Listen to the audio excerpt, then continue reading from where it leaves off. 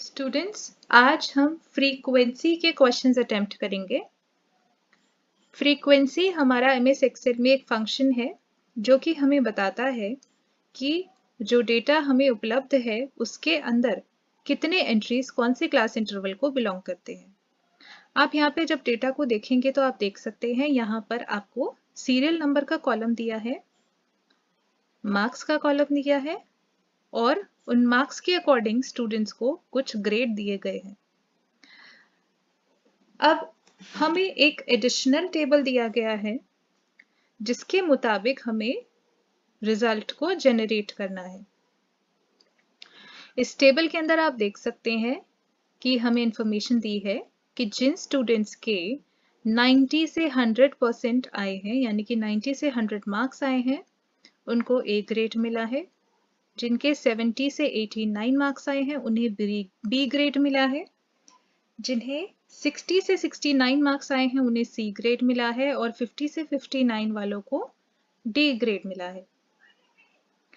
और यहाँ पर ये जो क्लास इंटरवल है इसमें हम देख सकते हैं हर एक इंटरवल में एक अपर लिमिट है जो कि ये रही और एक लोअर लिमिट है जो कि ये है। तो स्टूडेंट्स, हम यहाँ पर फ्रीक्वेंसी जो है फंक्शन लगाने के लिए इनिशियल्स टाइप करेंगे इज इक्वल्स टू फ्रीक्वेंसी। लेकिन इस फंक्शन को यूज करने से पहले मैं आपको बता देना चाहती हूँ कि फ्रीक्वेंसी में क्या होता है। स्टूडेंट, फ्रीक्वेंसी में हम जब फॉर्मूला को यूज करके आंसर्स जनरेट करेंगे तो फ्रीक्वेंसी फॉर्मूला हमें ये बताएगा कि यहाँ पर जिन भी स्टूडेंट्स के मार्क्स है उनमें से कितने स्टूडेंट्स ऐसे हैं जो 90 से 100 के इंटरवल को बिलोंग करते हैं, 70 से 89 के इंटरवल को बिलोंग करते हैं, 60 से 69, 50 से 59। सो यहाँ पर आपको नंबर ऑफ स्टूडेंट्स जनरेट होके दिखेंगे। अब यहाँ पर हम इन एंट्रीज को देख लेते हैं सीरियल नंबर के अकॉर्डिंग। हमें यहाँ पर 16 बच्चों का डेटा दिया गया है, तो ये 16 के 16 बच्चे अपने क्लास इंटरवल के अकॉर्डिंग यहाँ पर फ्रीक्वेंसी में हमें शो हो जाएंगे। ठीक है, तो इसके लिए हम यहाँ पर फ्रीक्वेंसी फॉर्मूला टाइप करेंगे। सजेशन में हमें यहाँ पर जो सबसे पहला आर्ग्यूमेंट आ रहा है वो है डेटा एरे। स्टूडेंट्स, एरे का मतलब होता है वो कॉलम जिसमें से आपने जो है क्लास इंटरवल को फाइंड आउट करना है। तो यहाँ पर जो हमें डेटा दिया गया है वो है मार्क्स का। ये स्टूडेंट्स के जो मार्क्स है इस डेटा के अंदर से ही हमें फाइंड आउट करना है कि कौन सा स्टूडेंट कौन से इंटरवल को बिलोंग करता है। तो डेटा अरे में हम स्टूडेंट्स की मार्क्स को सिलेक्ट करेंगे, कॉमा लगाएंगे ताकि जो सिलेक्टेड डेटा है वो सिक्योर हो जाए। उसके बाद में हमारे सजेशन में आ रहा है बिन्स एरे। बिन्स एरे का मतलब है जो हमारी यहाँ पर क्लास इंटरवल दी गई है उसमें जो अपर लिमिट्स हैं। स्टूडेंट्स, यहाँ पर जो अपर लिमिट्स है उनको सिलेक्ट करते हुए हम यहाँ पे बिन्स एरे को फिल करेंगे। बिन्स एरे का मतलब है वो कॉलम जिसके अंदर आपके अपर लिमिट्स दिए गए हैं। जब हम अपर लिमिट्स को चूज करते हैं तो यहाँ पर अपने आप ऑटोमेटिकली जो फ्रीक्वेंसी फंक्शन है वो हमें रिजल्ट जनरेट करके देता है कि कौन सा स्टूडेंट कौन से इंटरवल को बिलोंग करता है। अगर मैं आपको समझाऊं तो यहाँ पे बिन्स एरे में हम यहाँ पर क्लास इंटरवल के अपर लिमिट्स को चूज कर रहे हैं ताकि हम यहाँ पर स्टूडेंट्स के मार्क्स को बाइफरकेट कर सके, उनको फ्रीक्वेंसी प्रोवाइड कर सके। वो स्टूडेंट्स जिनके 90 से 100 आए हैं, 90 से 100 में इसलिए कह रही हूँ क्योंकि आप देख सकते हैं इसके बाद वाला जो अपर लिमिट है वो 89 है। तो अपने आप ही यहाँ पर जो क्लास इंटरवल होगा एक्सेल वो डिटेक्ट कर लेगा कि ये 90 से 100 तक का है। अगर हम 89 वाला इंटरवल देखें तो एक्सेल अपने आप डिटेक्ट कर लेगा कि 70 से लेके 89 तक का यहाँ पर लिमिट दे रखा है और इस लिमिट के अकॉर्डिंग उसे फ्रीक्वेंसी निकालना है। क्योंकि इसके जो नीचे वाला अपर लिमिट है वो आप देख सकते हैं 69 है, तो यहाँ पर एक्सेल अपने आप 69 के बाद वाला नंबर और उसके साथ में उसकी अपर लिमिट 89 यहाँ पे जो है डिटेक्ट कर लेगा। इसी तरीके से हम यहाँ देखते हैं ये अपर लिमिट 69 है और इसके नीचे वाली अपर लिमिट 59 है। तो यानी कि एक्सेल अपने आप डिटेक्ट कर लेगा कि ये जो 69 वाला अपर लिमिट है उसका लोअर लिमिट 60 है, क्योंकि इसके बाद वाला जो अपर लिमिट है वो 59 है। ठीक है, तो इस तरीके से हम इन बिन्स अरे को सेलेक्ट करेंगे और ब्रैकेट को क्लोज करेंगे, देन एंटर प्रेस करेंगे। आप देख सकते हैं यहाँ पर हमें हमारे जो फ्रीक्वेंसी है वो मिल चुकी है। स्टूडेंट्स, हम यहाँ पे काउंट करके देखेंगे कि क्या हमारा जो रिजल्ट है वो सही जनरेट हुआ है। यहाँ पर अगर हम टोटल करते हैं इस फ्रीक्वेंसी का तो हमें 16 मिल रहा है और यहाँ पर भी हमें 16 स्टूडेंट्स के मार्क्स जनरेट करके दिए हैं। तो इस तरीके से हम फ्रीक्वेंसी को जो है कैलकुलेट करते हैं। यहाँ पर मैंने एक करेक्शन करनी है क्योंकि मैंने यहाँ लोअर लिमिट की जगह अपर लिमिट लिख दिया है, तो मैं इसे करेक्ट कर देती हूँ और अपर लिमिट की जगह lower limit. I hope students आपको ये समझ आया होगा। चलिए अब एक और फंक्शन करके देखते हैं, फ्रीक्वेंसी का एक और क्वेश्चन। इस क्वेश्चन के अंदर बेसिकली हमारा ये क्वेश्चन था कि हमें एक डेटा जनरेट करना था जिसमें 500 से 700 के क्लास इंटरवल के बीच में हमें कुछ रैंडम नंबर्स जनरेट करने थे और उन जनरेटेड नंबर्स को हमने इन क्लास इंटरवल्स की मदद से फ्रीक्वेंसी उसका कैलकुलेट करना था। तो ये जो डेटा है हमारा वो हमने कुछ रैंडम नंबर्स जनरेट किए हैं। हम इसे क्लियर कर देंगे ताकि हम फिर से जो है क्वेश्चन को शुरुआत से अटेम्प्ट कर सकें। तो क्वेश्चन के मुताबिक हमें यहाँ पर डेटा जनरेट करना है 500 से 700 के क्लास इंटरवल के बीच में। तो हम लिखेंगे generate a data within a class interval of 500 to 700। तो आप जानते हैं कि जब हम डेटा जनरेट करते हैं तो हम दो फंक्शंस का यूज कर सकते हैं। या तो हम रैंड फंक्शन की मदद से डेटा जनरेट कर सकते हैं किन्हीं भी दो क्लास इंटरवल के बीच में, या फिर रैंड बिटवीन फंक्शन की मदद से। पहले हम आसान वाला ऑप्शन चूज करते हैं, rand between. Students, rand between function में आपको सिर्फ वो दो क्लास इंटरवल्स देने होते हैं जिनके बीच में आपने डेटा जनरेट करना है। सजेशन में आपको रैंड बिटवीन सिलेक्ट करते ही पेरेंथेसिस के साथ बॉटम कॉमा टॉप आ जाएगा।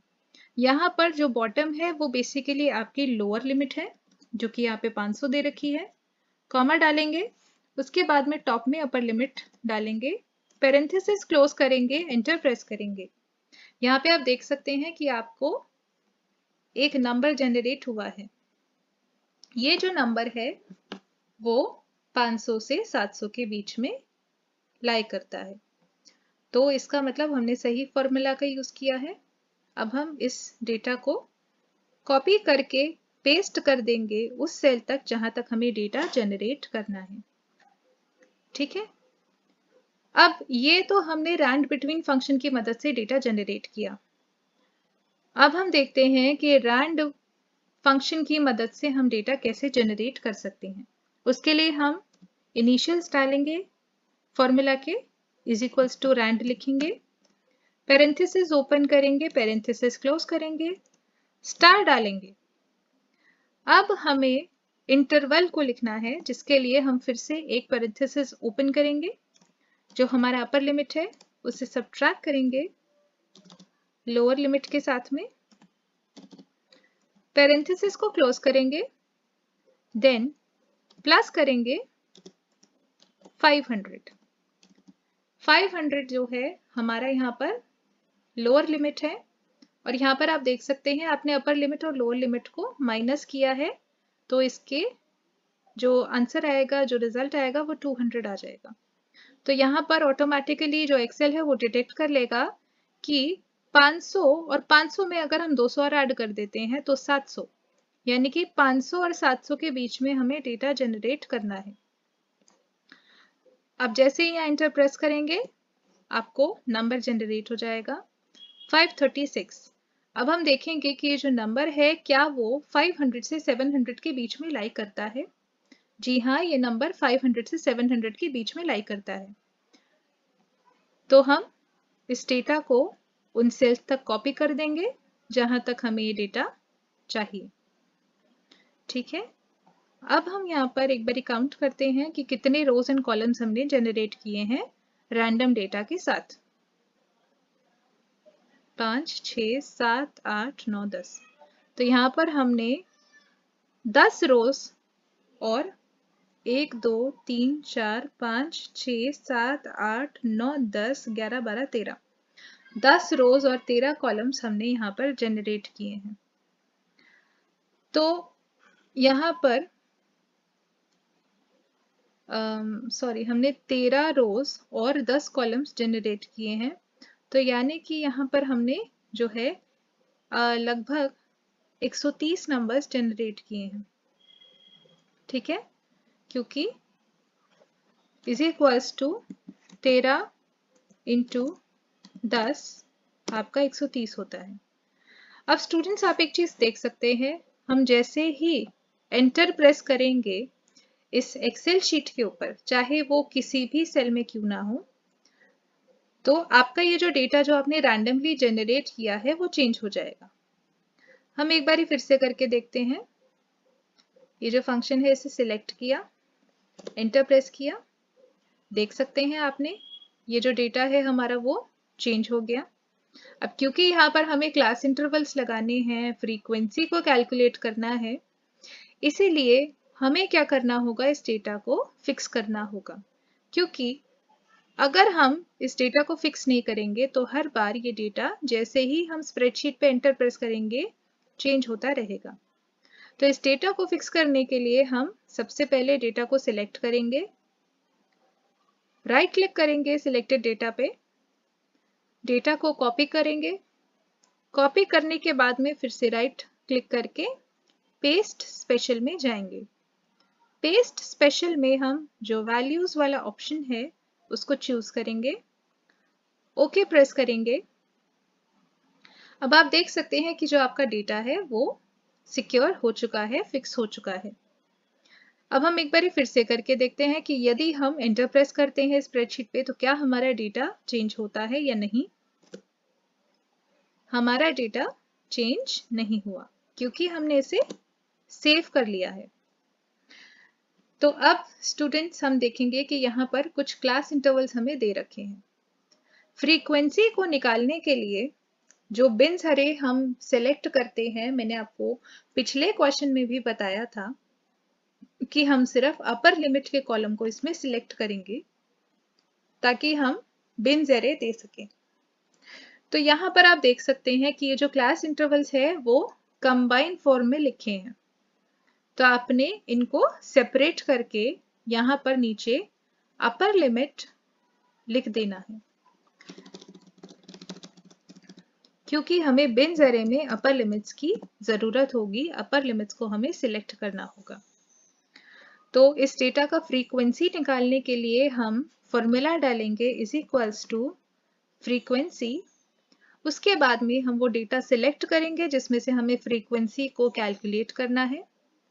तो ये हमारा डेटा है जिसमें से हमें फ्रीक्वेंसी को कैलकुलेट करना है, कॉमा लगाएंगे।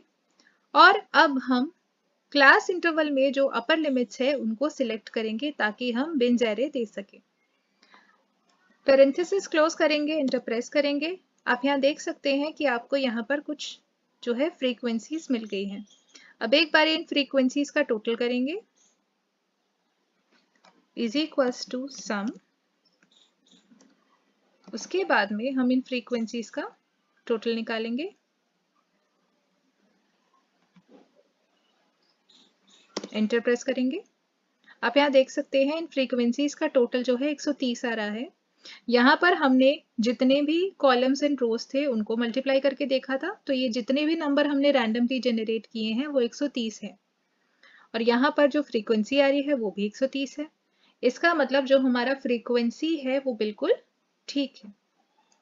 सो ये सॉल्यूशन हमारा बिल्कुल परफेक्ट है जो एक्सेल ने हमें प्रोवाइड किया है।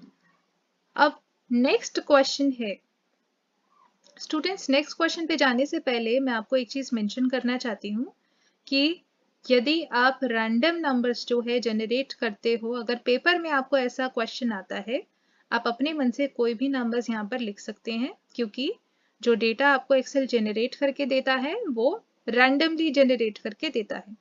यदि आपको पेन पेपर की मदद से पेपर में सेक्शन बी में आपको ये क्वेश्चन अटेम्प्ट करना हुआ, तो आप अपनी मदद से जितने मर्जी नंबर्स जो 500 से 700 के बीच में बन रहे हैं उनको जनरेट कर सकते हैं।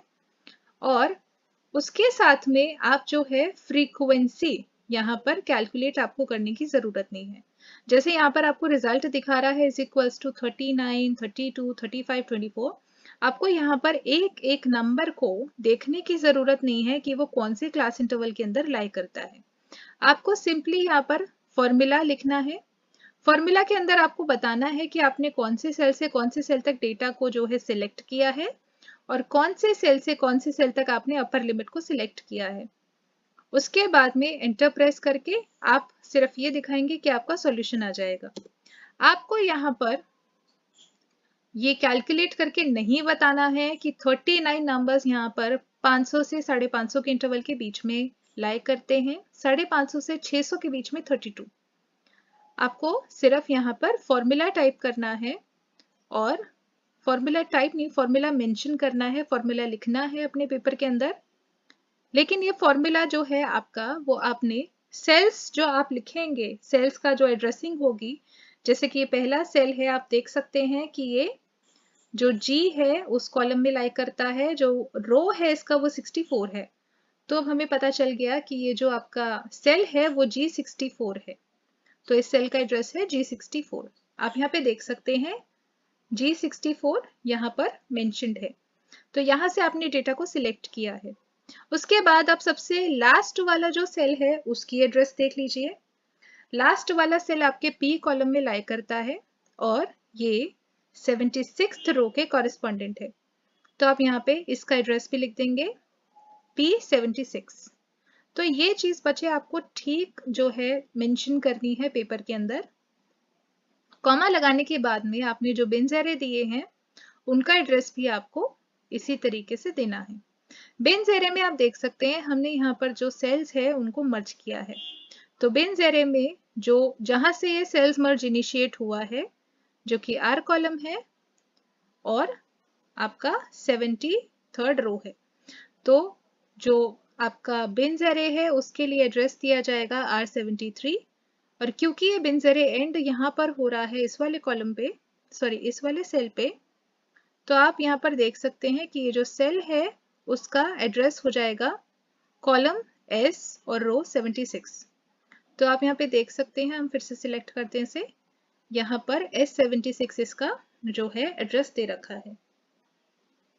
तो इस तरीके से आपने इस क्वेश्चन को सॉल्व करना है अगर फ्रीक्वेंसी का क्वेश्चन आपको आता है पेपर के अंदर। बाकी और भी आप डिटेल में अगर जानना चाहते हैं तो आप सैम्पल पेपर्स की मदद से और जान सकते हैं कि किस टाइप के क्वेश्चंस आपको अपेयर होते हैं और आपको उन्हें पेन पेपर की मदद से कैसे सॉल्व करना है। एंटर प्रेस करेंगे, आपका यहाँ पे सॉल्यूशन जनरेट हो जाएगा। अब प्रैक्टिस के लिए हम एक और क्वेश्चन करते हैं।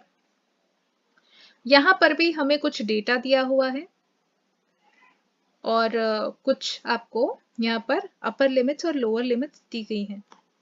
ये डेटा में जो अपर लिमिट्स और लोअर लिमिट्स है उसमें हम देख सकते हैं कि 0 से लेके 100 तक आपके नंबर्स जनरेटेड हैं। तो हम यहाँ पर देख रहे हैं कि कुछ जो आपके रोज है वो फिल्ड नहीं है। रो नंबर 1, 2, 3 ये फिल्ड है, बट 4, 5, 6 से लेके 10 तक फिल्ड नहीं है। तो इन रोज को फिल करने के लिए हम रैंडम जो है नंबर्स जनरेट करेंगे, जिसके लिए हम रैंड फंक्शन का इस्तेमाल करेंगे। अगर रैंड फंक्शन में हम 0 से लेकर 100 तक नंबर्स जनरेट करना चाहते हैं तो हम रैंड फंक्शन टाइप करके स्टार जो है ओपन पेरेंथेसिस क्लोज पेरेंथेसिस के बाद में स्टार दबाने के बाद 100 क्लिक करेंगे और इसको एंटर प्रेस कर देंगे। यहाँ पर हमें जो है एक नंबर जनरेट होके आया है 91। इसको हम डेसिमल्स को रिड्यूस करके एक राउंड ऑफ नंबर इसका जनरेट कर लेंगे। अब इसी नंबर को हम ड्रैग करेंगे वहां तक जहां तक हमें ये डेटा को जनरेट करना है। क्योंकि हमने यहाँ रैंड फंक्शन का यूज किया है, इसलिए हम जितनी भी बार इस एक्सेल शीट पे एंटर प्रेस करेंगे ये नंबर्स चेंज होते रहेंगे। इन्हें चेंज ना होने देने के लिए हम इस डेटा को सिलेक्ट करेंगे, कॉपी करेंगे, पेस्ट स्पेशल में जाके वैल्यू सिलेक्ट करेंगे और अब हम ओके प्रेस करेंगे। अब हमारा ये डेटा जो है वो सेफ है, सिक्योर्ड है। क्योंकि हमें फ्रीक्वेंसी फंक्शन का यूज करना है, इसीलिए हम यहाँ पर देख सकते हैं कि हमने जो लोअर लिमिट्स हैं उनको अलग सेल में लिखा है और जो अपर लिमिट्स है उन्हें अलग सेल्स में लिखा है। तो ये जो कॉलम है अपर लिमिट्स का वो अलग है, ताकि हम जब बिन्स एरे दे तो उसमें अपर लिमिट्स को चूज कर सकें, और लोअर लिमिट्स आपके अलग दे रखे हैं।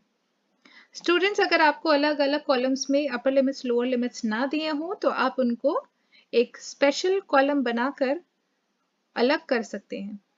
ठीक है, तो फ्रीक्वेंसी फॉर्मूला लगाते हैं।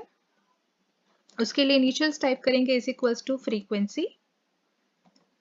अब हम जो हमारा डेटा है उसको सिलेक्ट करेंगे, कॉमा लगाएंगे, और अब जो हमारी अपर लिमिट्स है बिन्स एरे में हम उन्हें सिलेक्ट करेंगे, पेरेंथेसिस क्लोज करेंगे, एंटर प्रेस करेंगे।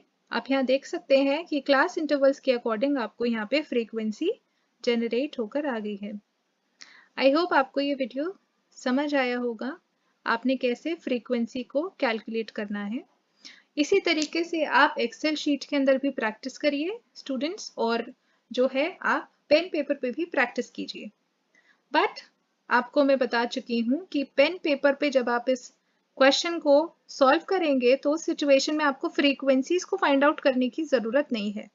आपने सिर्फ यहाँ पर जो है ये जो आपका फॉर्मूला है इसको टाइप करना है, वो भी सेल रेफरेंसिंग के साथ में। सेल रेफरेंसिंग का मतलब यहाँ पर आपको सेल्स का एड्रेस देना भी कंपलसरी है। ठीक है, तो आपने इस तरीके से इस क्वेश्चन को सॉल्व आउट करना है।